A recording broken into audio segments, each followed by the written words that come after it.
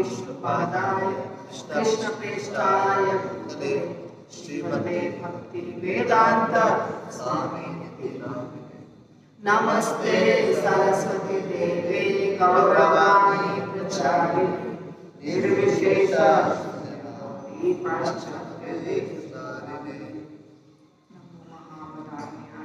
कृष्ण प्रेम प्रदायते कृष्णाय चैतन्य नामने हे कृष्णा करुणा सिंधु दीनबंधु जगत्पते गोपेश राकांत राधाकांत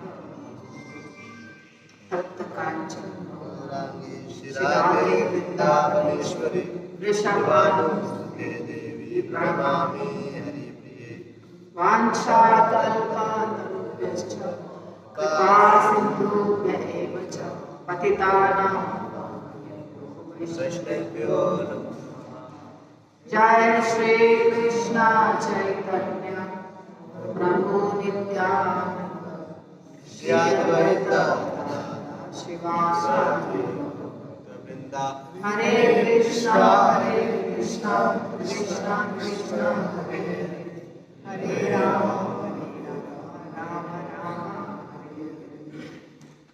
जय श्री राधा वृंदावन चंद्र भगवान की जय। राधा कुंज बिहारी भगवान की जय। जगन्नाथ बलदेव सुभद्रा सुदर्शन भगवान की जय। कपिताय भगवान की जय। बालाजी भगवान की जय। अनंत कोटि वैष्णव वृंद की जय। हरि हरि बोल। बस अब जय हो गया। क्या करना है? स्टोरी सुनना है, ठीक है? स्टोरी एकदम शांति से, आवाज नहीं। तो हमने अभी गौर निताई भगवान को अपने घर बुलाया, लड्डू गोपाल जी को अपने घर बुलाया। जब हम वेलकमिंग करते हैं अर्थात उनको बुलाते हैं, आवाहन करते हैं, आप मेरे घर में विराजिए, तो गौर निताई भगवान बहुत दयालु हैं। वो आ जाते हैं, आपकी सेवा स्वीकार करते हैं, और यदि सेवा में थोड़ी त्रुटि रहती है, थोड़ी गलती रहती है, तो भी वो माफ करके सेवा ग्रहण करते हैं। सेवा तो हमसे इतनी गलत होती है कि वास्तव में भगवान को लेना नहीं चाहिए, पर भगवान दयालु में इसलिए लेते हैं क्योंकि भगवान के लिए जो हम भोग बनाते हैं उसका स्टैंडर्ड बहुत हाई होना चाहिए, और वैसा हम नहीं मेंटेन कर पाते। तो ये कृपा है भगवान की कि भगवान वैसा जैसा भी हम बनाते हैं वैसा ग्रहण कर लेते हैं। तो चैतन्य महाप्रभु की लीला में आज आप लोगों को सुनाने जा रही हूँ, क्योंकि मुझे ब्रह्मनिधि प्रभु ने कहा आप लीला नहीं सुनाते हैं, आप हमेशा बहुत सारा तत्व ज्ञान देते हैं। तो मैंने बोला नहीं, आज के बाद जो क्लास होगा उसमें लीला चलेगी, और जो रेगुलर चलता है हमारा भागवतम वो चलेगा भागवतम। तो आज मैं बहुत सुंदर लीला आप लोगों को सुनाने वाली हूँ। चैतन्य महाप्रभु स्वयं कृष्ण है और नित्यानंद प्रभु हैं बलराम जी, ठीक है? 500 साल पहले करीब नदिया में अवतरित हुए। नदिया जिले में अभी जो स्थान है नवद्वीप मायापुर, वहां पर प्रकट हुए थे, ठीक है? उनका प्राकट्य स्थान वो है जहां आप जब देखते हैं एक नीम का वृक्ष है और नीचे सच्ची माता और जगन्नाथ मिश्र बैठे हैं, गोद में बच्चा है। वो बच्चा कौन है? चैतन्य महाप्रभु स्वयं।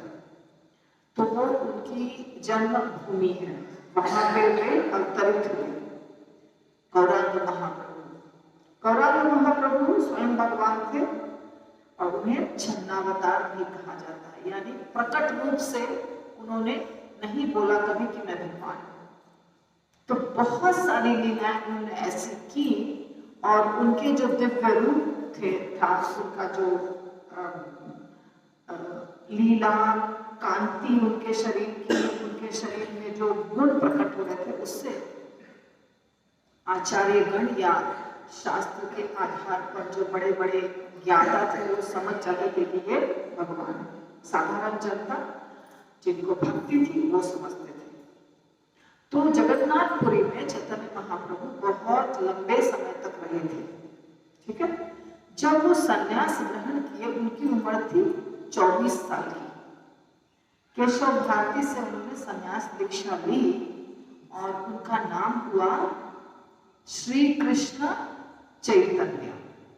पहले उनको निमाई कहा जाता था बचपन में, क्योंकि नीम के वृक्ष के नीचे उनका जन्म हुआ था और उनका एक नाम था विश्वंभर। तो विश्वंभर भी नाम था और निमाई भी नाम था। तो जब वे 24 वर्ष के हो गए, तो 24 वर्ष का बच्चा तो बच्चा ही रहता है, हमारे सामने तो बच्चा ही है। तो 24 वर्ष के हो गए तो उन्होंने संन्यास ग्रहण कर लिया, बाण मुंडा लिया कटवा नामक स्थान पे। आप देख सकते हैं वो वृक्ष भी है जिसके नीचे उनका मुंडन हुआ था, और संन्यास वाला कपड़ा पहन लिया और इस प्रकार वो घर त्याग दिए। तो माता ने कहा कि तुम वृंदावन जाना मत, क्योंकि मुझे खबर नहीं मिलेगी, इतना दूर है वृंदावन। तो जगन्नाथपुरी नजदीक है, तो जगन्नाथपुरी से मुझे खबर तुम्हारी मिलते रहेगी। तो जगन्नाथपुरी ही वो रहे लंबे समय के लिए, 18 वर्ष तक। जब एक बार चैतन्य महाप्रभु जैसे संन्यास लिए, उसके बाद तुरंत पहली बार संन्यास के बाद वो जगन्नाथपुरी के लिए निकले, चले। साथ में नित्यानंद प्रभु भी थे, मुकुंद थे और बहुत सारे भक्त थे। जब वो जगन्नाथपुरी पहुंचे तो आगे आगे आगे आगे वो जा रहे थे। भगवान से मिलने की इतनी इच्छा थी, क्योंकि वो राधा रानी थे, राधा रानी के भाव में, कृष्ण और राधा रानी के भाव में। तो उनको जगन्नाथ भगवान से मिलने की इतनी इच्छा थी कि वो पूरे ग्रुप को पीछे छोड़ दिया और खुद आगे आगे पहुंच गए। जब वो जगन्नाथपुरी पहुंचे, 18 नाला क्रॉस किए, अभी भी 18 नाला है, हमने दर्शन भी कराया है अपने भक्तों को। तो वो 18 नाला क्रॉस करने के बाद और तेजी से चले। तो जगन्नाथ मंदिर पहुंचने के बाद जगन्नाथ भगवान का जैसे ही उन्होंने दर्शन किया, बेहोश हो गए। दर्शन लेते ही बेहोश होके वहीं गिर गए। जब वो बेहोश होके गिरे तो वहां का जो चौकीदार था, सिपाही जो भी समझिए, वो उनको डंडा लेके पीटने वाला था कि मंदिर में आके कोई आदमी ऐसे कैसे गिर सकता है। तो जब वो डंडा लेके पीटने वाला था तो वहां एक पुजारी थे जिनका नाम था सार्वभौम भट्टाचार्य। तो सार्वभौम भट्टाचार्य बहुत प्रसिद्ध व्यक्ति थे, सब उनको जानते थे। तो सार्वभौम भट्टाचार्य ने कहा नहीं नहीं, मारो नहीं। तो उनको सार्वभौम भट्टाचार्य उसी मंदिर के पुजारी थे, जगन्नाथ बलदेव सुभद्रा जो मेन मंदिर है। तो उनके कहने पर सब रुक गए। फिर सार्वभौम भट्टाचार्य ने देखा कि ये जो सन्यासी है ये बहुत सुंदर है, बहुत कम उम्र का है, और इसके अंदर जब छुआ उनके शरीर को तो देखा कि इसके अंदर जो भाव प्रकट हो रहे हैं शरीर में, वो तो मनुष्य के शरीर में नहीं हो सकता है, ये अलग ही भाव पैदा हो रहे हैं इसके शरीर में। तो सार्वभौम भट्टाचार्य ने कुछ वहां जो लोग थे उनके पहचान के, उनको कहा कि इसको उठाकर मेरे घर पे लेके पहुंचा दो। तो जो भी भक्तगण थे वो चैतन्य महाप्रभु को सार्वभौम भट्टाचार्य के घर ले जा करके और सुला दिए। चैतन्य महाप्रभु बेहोशी अवस्था में ही रहे। इसके बाद सार्वभौम भट्टाचार्य कुछ देर के बाद वहां गए, अपने घर गए। उन्हें चैतन्य महाप्रभु से बहुत आकर्षण हो रहा था। उनका जो दिव्य रूप था, उनका दिव्य लक्षण वाला शरीर था। तो सार्वभौम भट्टाचार्य सोच रहे थे कि ऐसी क्या बात है कि मेरा मन इसकी तरफ खींचा चला जा रहा है। घर पहुंचने के पहले ही सोच रहे थे कि मेरा मन इसकी तरफ क्यों खींचा चला जा रहा है। फिर बाद में सार्वभौम भट्टाचार्य अपने घर गए, लेकिन जब नित्यानंद प्रभु और मुकुंद और बाकी सारे भक्त पहुंचे जगन्नाथ मंदिर के नजदीक, तो वहां उन्हें मिले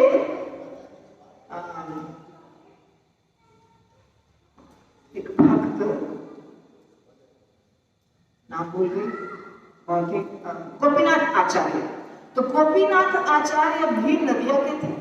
गोपीनाथ आचार्य चैतन्य महाप्रभु को पहचानते थे, उनको वो भगवान मानते थे। तो गोपीनाथ आचार्य मिल गए वहां पे मुकुंद और नित्यानंद प्रभु इत्यादि भक्तों को। जब वो मिले तो आपस में बातचीत शुरू हो गई। तो उन्होंने कहा कि महाप्रभु किधर है? गोपीनाथ आचार्य ने पूछा। तो नित्यानंद प्रभु ने और मुकुंद ने सबने बताया महाप्रभु हमसे आगे आगे आगे आगे निकल के चले गए हैं, क्योंकि उनको भगवान के दर्शन की बहुत अभिलाषा थी। तो हम लोग धीरे धीरे करके आ गए थे, वो तेजी से आ गए। तब तक वहां चर्चा हो रही थी कि एक सन्यासी मंदिर में बेहोश होकर गिर पड़ा था। तो उन लोगों ने अंदाज लगा लिया कि इसका मतलब चैतन्य महाप्रभु ही होंगे, और कौन होगा, क्योंकि बहुत सुंदर है, गोरा है, लंबा है, ऐसा सब वर्णन कर रहे थे। तो नित्यानंद प्रभु ने कहा कि वो कहाँ है? तो सबने बताया कि सार्वभौम भट्टाचार्य जो पुजारी हैं यहाँ के बहुत प्रसिद्ध, उनके घर पर उनको रखा है। फिर सब लोग मिल करके जगन्नाथ भगवान का दर्शन नहीं किए, चले गए महाप्रभु के पास। महाप्रभु के पास पहुंचे तो सार्वभौम भट्टाचार्य वहां थे, महाप्रभु बेहोश पड़े हुए थे। फिर जोर से इन लोगों ने कीर्तन किया और चैतन्य महाप्रभु को होश आ गया। इसके पहले सार्वभौम भट्टाचार्य ने बहुत प्रयास किया उनको होश आ जाए, पर होश नहीं आया। जब होश आ गया, होश आकर के वो उठ गए, बैठ गए, उठ करके फिर बहुत सारी बातें शुरू हो गई। तो सार्वभौम भट्टाचार्य ने कहा महाप्रभु को कि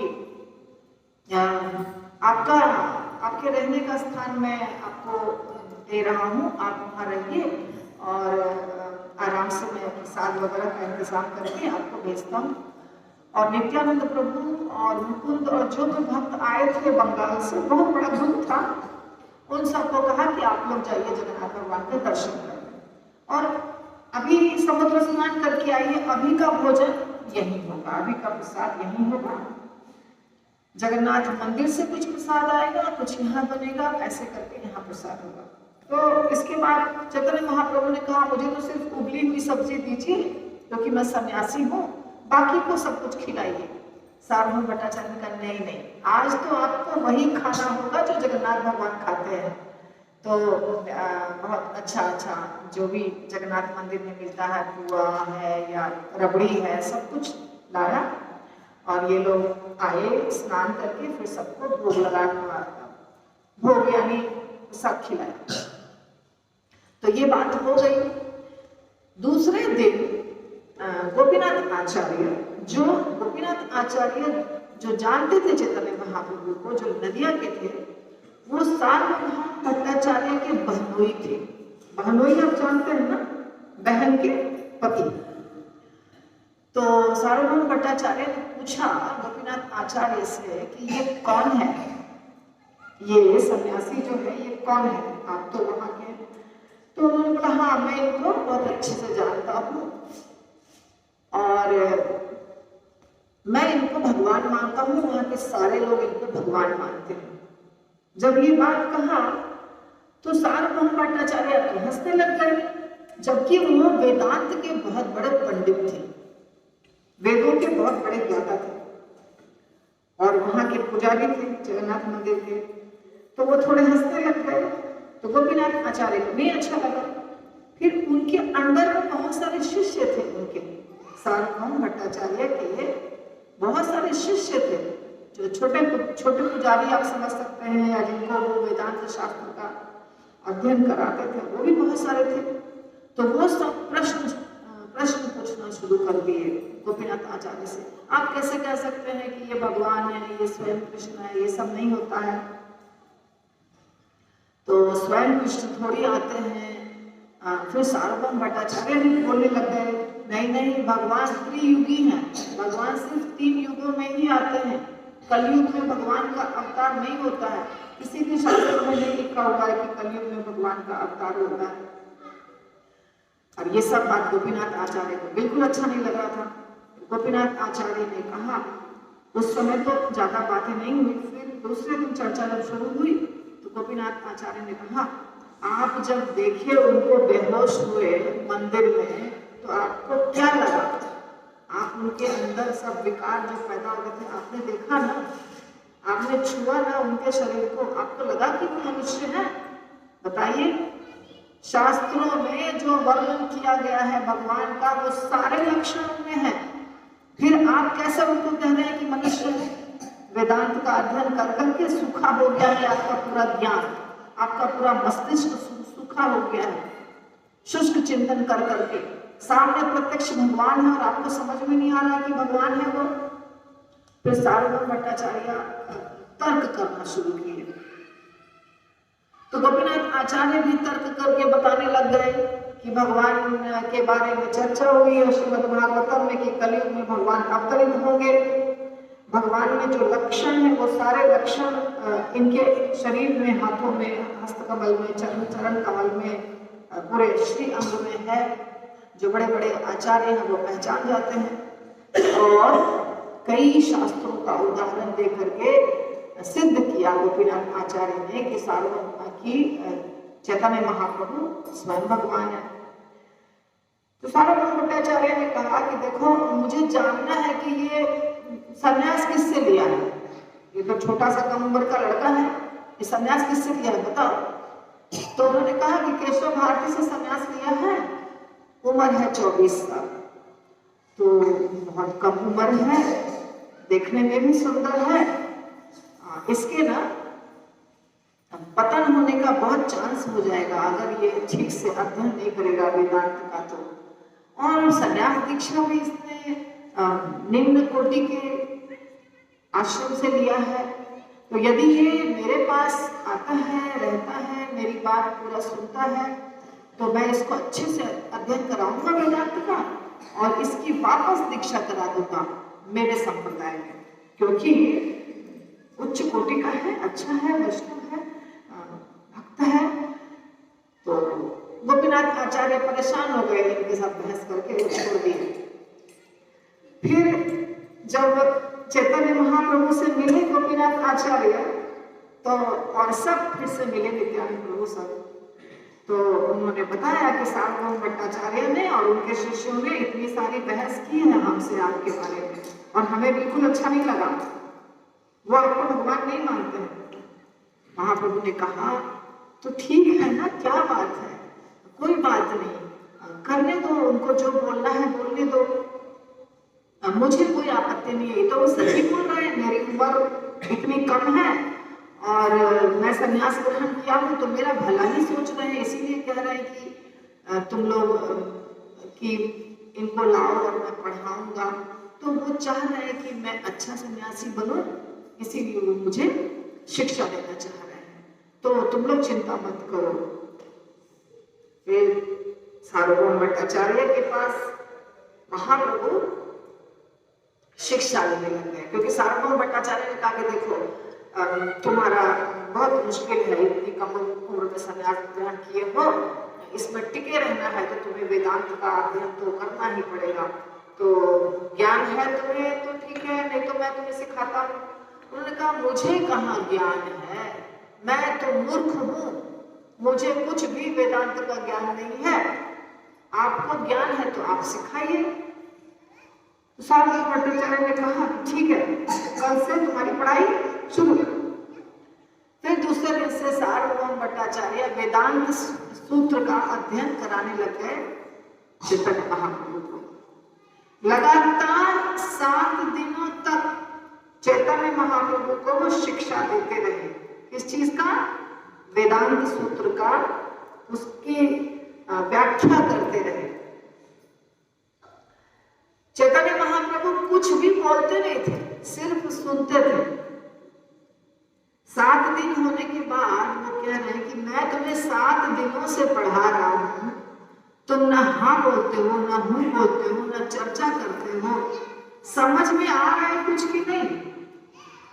तो बोले कि आपने कहा सुनने में सुन रहा हूं। तो उन्होंने कहा कि मुझे तो पहले से वेदांत पता है। चैतन्य महाप्रभु ने कहा कि मुझे वेदांत सूत्र समझ में आ रहा है, आप जो सूत्र बता रहे हैं वो समझ में आ रहा है, लेकिन जो जो व्याख्या कर रहे हैं वो समझ में नहीं आ रहा है। तो सार्वभौम भट्टाचार्य ने कहा कि जब नहीं समझ में आ रहा तो पूछना चाहिए ना, अगर समझ में नहीं आती है बात तो बिना पूछे कैसे समझ में आएगा, तो तुम्हें पूछना चाहिए, प्रश्न पूछना चाहिए था। महाप्रभु ने कहा कि देखिए, वेदांत सूत्र एकदम स्पष्ट है, वो क्लियर है, उसका अर्थ उसके अंदर ही है, अलग से कोई अर्थ का अनर्थ करने की आवश्यकता नहीं है। आप जो उसका अर्थ निकाल के समझा रहे हैं ना, वो असली अर्थ को ढक रहा है, बादल की तरह असली अर्थ को छिपा रहा है। तो मैं क्या बोलूं आपको, आप सत्य बात को झूठ बताने की कोशिश कर रहे हैं, आप उसके ऊपर मायावादी दर्शन थोप रहे हैं। कृष्ण परम भगवान है, ये क्लियरली सब जगह स्पष्ट रूप से बताया गया है, पर आप उसको निर्गुण बताने की कोशिश कर रहे हैं। ऐसे करके बहुत देर तक चर्चा हुई। चर्चा होते होते होते होते एक श्लोक के ऊपर बात आई, हरे कृष्णा कृष्णा कृष्णा हरे हरे, हरे राम राम हरे हरे, जीव जागो सो मत। तो एक श्लोक आया जिसका जो था आत्मा राम, ये श्लोक है श्रीमद् भागवतम का। इसमें आत्मा राम एक शब्द है और बड़ा सा श्लोक है। तो जब ये श्लोक की चर्चा हुई तो उन्होंने कहा सार्वभौम भट्टाचार्य ने कि अच्छा तुम ये श्लोक का मतलब बताओ। तो चैतन्य महाप्रभु ने कहा कि आप जो जानते हैं मतलब पहले आप बता दीजिए, उसके बाद मैं बतलाऊंगा, आपका पहले मुझे सुनना है। तो सार्वभौम भट्टाचार्य ने उस श्लोक का 9 अर्थ बतलाया। आत्मा रामश्च मुनिया निर्भरता गुरुक्रमे, ऐसा कुछ श्लोक है। 9 तरह से एक्सप्लेन किया उस श्लोक को सार्वभौम भट्टाचार्य ने। उसके बाद बोला हो गया, मैंने एक्सप्लेन कर दिया, अब आपको क्या लग रहा है बताइए इसके बारे में, अच्छा लगा बुरा लगा क्या लगा बताइए। चैतन्य महाप्रभु ने कहा सुन लिया, उसके बाद कहा अब मैं अर्थ बताता हूं। वो 9 तरीके के अर्थ को छोड़ करके 18 और तरीके का अर्थ बतलाया महाप्रभु ने। उस 9 को छोड़ दिया पूरी तरह से और 18 अपने तरीके से 18 प्रकार से उस श्लोक का अर्थ बतलाया। जब वो 18 प्रकार के अर्थ सुने सार्वभौम भट्टाचार्य ने और पूरा क्लियर समझा दिया कि आत्मा राम जो होते हैं शुद्ध भक्त होने के बावजूद भी कितना भी भक्त ऊंचे कोटि का भक्त हो जाता है वो भक्ति ही करता है, ये भक्त के लक्षण है। ऐसा नहीं है कि भगवान को निर्गुण मानने लगेगा, पूजा पाठ बंद कर देगा, हरे कृष्ण महामंत्र चैंटिंग सब बंद कर देगा, ये सब नहीं होता है, ये भक्त के लक्षण है। और ये भी बताया कि मनुष्य का कर्तव्य है हरि नाम, सबसे महत्वपूर्ण इस मनुष्य का सबसे महत्वपूर्ण धर्म क्या है? संकीर्तन करना, हरे कृष्ण महामंत्र का जप करना, कीर्तन करना भगवान का। तो सार्वभौम भट्टाचार्य जो शुष्क मायावादी थे इतना पिघल गए, उसी समय महाप्रभु के चरण कमलों पर गिर पड़े और बोले मेरे से तो बहुत बड़ी गलती हो गई, मैं तो बहुत बड़ा मूर्ख था, मुझे तो पता ही नहीं था, मैं तो सोच रहा था कि मुझे बहुत ज्ञान है, अब मुझे पता चला कि मैं कितना बड़ा मूर्ख था। इसके बाद वो शुद्ध भक्त हो गए, वैष्णव हो गए, जो महाप्रभु बोलते थे वो करते थे। और सार्वभौम भट्टाचार्य को महाप्रभु ने कृपा करके भक्त बनाया, बहुत बड़ी कृपा हुई। वो खुद भी कह रहे थे कि आपकी कृपा हुई। और जब ये सब हो रहा था तो गोपीनाथ आचार्य भी आ गए उसी समय, थोड़े समय के बाद। गोपीनाथ आचार्य इतने खुश हुए क्योंकि सार्वभौम भट्टाचार्य कीर्तन करने लगे, नाचने लगे, उनके शरीर में अष्टविकार पैदा होने लगे, आंखों से आंसू, रोना, उछलना, कूदना। गोपीनाथ आचार्य बोले, अरे ये तो बहुत आश्चर्य की बात हो गई, ऐसा मायावादी शुष्क सन्यासी कैसे भक्त बन गया। बहुत प्रसन्न हो गए। तो महाप्रभु को बोला, महाप्रभु आप बहुत दयालु हैं, बहुत कृपालु हैं, आपने सार्वभौम भट्टाचार्य जैसे व्यक्ति को इतना शुद्ध वैष्णव बना दिया।